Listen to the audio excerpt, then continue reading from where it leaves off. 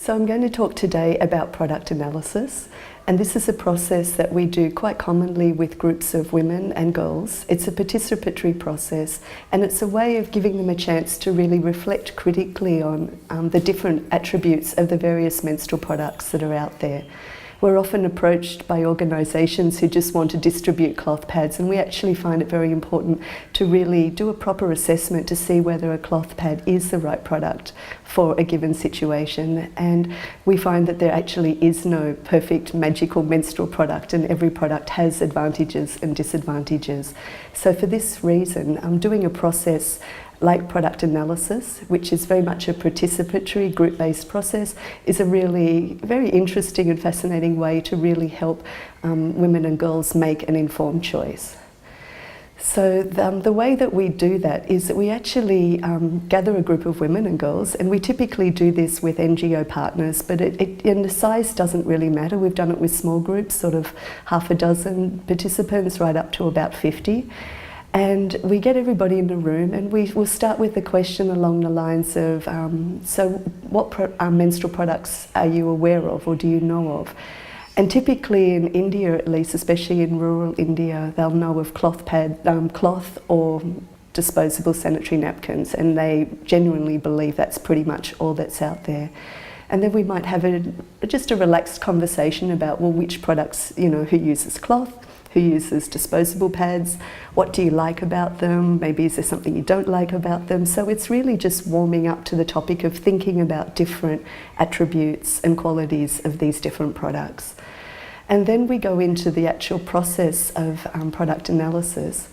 We typically work with about 5 products which are available within the Indian marketplace. You can use more, but the products that we use are disposable sanitary napkins, cloth, repurposed cloth, cloth washable pads, tampons and menstrual cup. And it's a fairly rigorous process, and we do it in a pretty clear way, and this is what I'm going to just briefly explain now. We'll be doing another video that will show that process in real time and in more depth, so you'll get a better idea of how that works.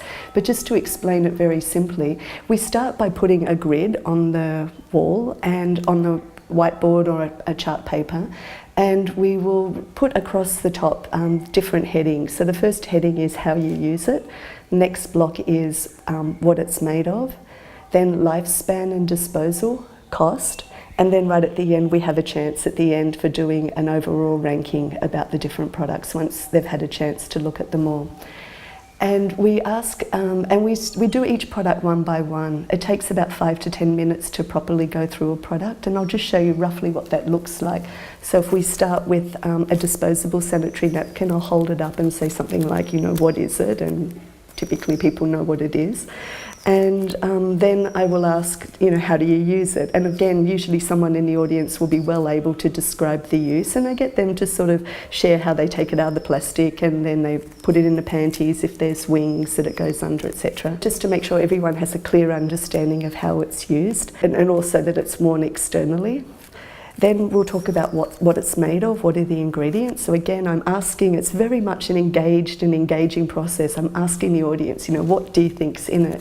Very often people will say cotton, and then we'll explain what we know of the ingredients, which is largely plastic, actually, in various compositions, including super absorbent polymers, bleaching process. So we try to give as much accurate factual information as we can. And also at the same time, this pad will be passing around the room, so everyone will have a chance to sort of physically handle it and feel it, and for some it's pretty obvious, but some people may never have seen one before. And then we talk about disposal and lifespan, so we talk about how it's single use and throw. Then we might have some visual aids that also show, for example, that we know that a sanitary napkin takes about 500 to 800 years to really break down. So, this aspect of the problem of disposal is also part of the analysis. And then we'll talk about costs. So again, asking people in the room, how much do you spend? just to get an average. And the important thing with this process is there's no real right or wrong answer. We're just really trying to get them thinking critically and realising that every product, not just menstrual products, but really every product has certain attributes, and we're always making these decisions on products based on thinking these things through. So we're just making that process more visible and obvious of thinking these qualities through. So yeah, we do that for the disposable pad, and then we'll move on to the cloth. Again, get someone in the room to show how it's worn, you know, what it's made of, obviously cotton, disposal, and you know, when we talk about local practices, sometimes people wear them for, you know, 2-3 months, sometimes a year. It varies across different geographies. So what we're looking for is what's the reality of practice for this particular group. Cost, obviously no cost, and then we work our way then to the cloth pads. We usually, especially if we're doing a session, we don't typically say, you know, we're from Femme, and because what we're really trying to do here is not bias the women to preference a product over another and to think that they have to please us by liking it. So we really try to do a fair and neutral analysis of each product. With the cloth pad, we'll show the different variations, the foldable model, the all-in-one, how it's worn, you know, and this usually takes a bit of explanation because they may not know what is a cloth pad. So we show how it's worn in the panties, how the wings fasten underneath the panties. We talk about leak proofing, maybe show the leak proof backing in an open pad, you know, how it can be sort of folded up and put in a pouch for storage. So just that they get a really good working knowledge of how do you use it. From there we'll talk about, you know, what it's made of, cotton, organic cotton in this case, how its lifespan, so, and how it's disposed of. So this is where we start to talk about reusability and that it has a lifespan of 75 washes.